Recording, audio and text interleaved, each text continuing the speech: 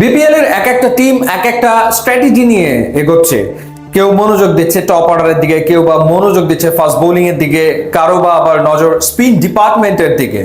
Direct signing এর মাধ্যমে শাকিব খানের ঢাকা ক্যাপিটালস এরই ভেতরে দলভুক্ত করেছে বাংলাদেশের স্পিড স্টার তাসকিন আহমেদকে এবং চমকই দেখিয়েছে রংপুর রাইডার্স থেকে সাইফ আহসানকে দলে এনে।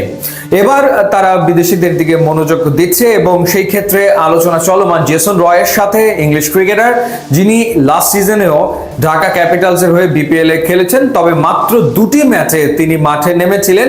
এই সিজনেও জেসন রয়কে পাওয়ার ব্যাপারে আশাবাদী শাকিব খানের ঢাকা ক্যাপিটালস। জেসন রয়ের পাশাপাশি ঢাকা ক্যাপিটালসের নজর পাকিস্তানি ক্রিকেটার উসমান খানের দিকে।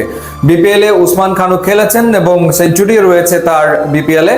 সো উসমান খানকেও তারা আসলে দলভুক্ত করতে চাইছে, তার সাথেও আলোচনা অনেক দূর এগিয়ে গেছে। তো সেই ক্ষেত্রে একেই তো সাইফ হাসান টপ অর্ডারে থাকছে, তার সাথে যদি জেসন রয় থাকে এবং যদি উসমান খান থাকে তাহলে তাদের টপ অর্ডারটা বেশ শক্তপোক্ত হয়ে যায়।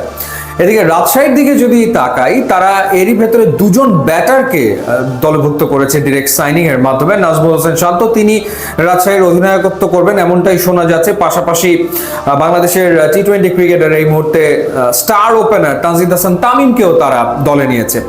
এবার যেটা শোনা যাচ্ছে যে রাজশাহী ওয়ারিয়র্স তারা আর এক পাকিস্তানি ওপেনারের দিকে নজর দিয়েছে। শাহিবজাদা ফারহান এশিয়া কাপে আমরা তার ব্যাটিং দেখেছি, ভারতের এগেনস্টে এক্সেলেন্ট ব্যাটিং করেছেন।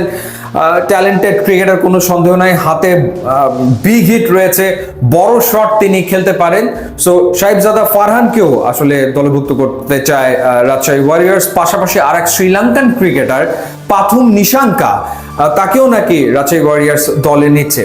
সো সেই ক্ষেত্রে আপনি এই চারজন দিয়ে তো অনায়াসে একটা 1 2 3 4 মানে top and middle order batting set করে ফেলতে পারেন, যেখানে তানজিদ তামিম রয়েছে, তার সাথে যদি শাহিবজাদা ফারহান ওপেন করেন, এরপরে হয়তো বা প্রথম নিশাঙ্কা 3-এ ব্যাট করলে 4-এ ব্যাট করবেন নাজমুল শান্ত। তো তার মানে তারা সবার আগে যেটা করেছে টপ অ্যান্ড মিডল অর্ডারটা কি হবে সেটা তারা চিন্তা করে প্লেয়ারদেরকে রিক্রুট করছে।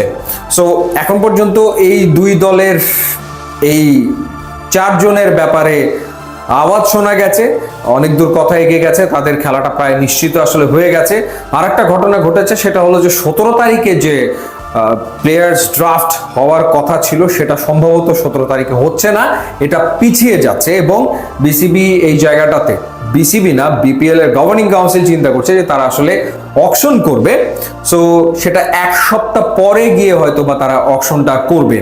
আগের যে প্রসেস ছিল প্লেয়ার্স ড্রাফট সেটা আসলে থাকছে না, সেই ক্ষেত্রে তারা অকশন করবে এবং অকশন কিভাবে হবে সেটা নিয়ে এখন আলোচনা চলমান রয়েছে বিপিএল গভর্নিং কাউন্সিলের সাথে। এই 5টা ফ্র্যাঞ্চাইজির ভেতরে কত টাকা তাদের জন্য ক্যাপ নির্ধারণ করা হবে, কয়জন প্লেয়ারকে তারা দলভুক্ত করবে এবং ক্যাটাগরিগুলো কিরকম হবে, বেস প্রাইসগুলো কিরকম হবে, সেই আলোচনা ঠিক এই মুহূর্তে চলমান রয়েছে। সেটার আপডেট হয়তোবা আমরা কাল বা পরশুর ভেতরে হয়তোবা পেয়ে যাব। ইউটিউব এবং ইনস্টাগ্রাম লিঙ্ক দেওয়া আছে, আপনারা যোগ দিলে খুবই খুশি হব। And thanks for watching.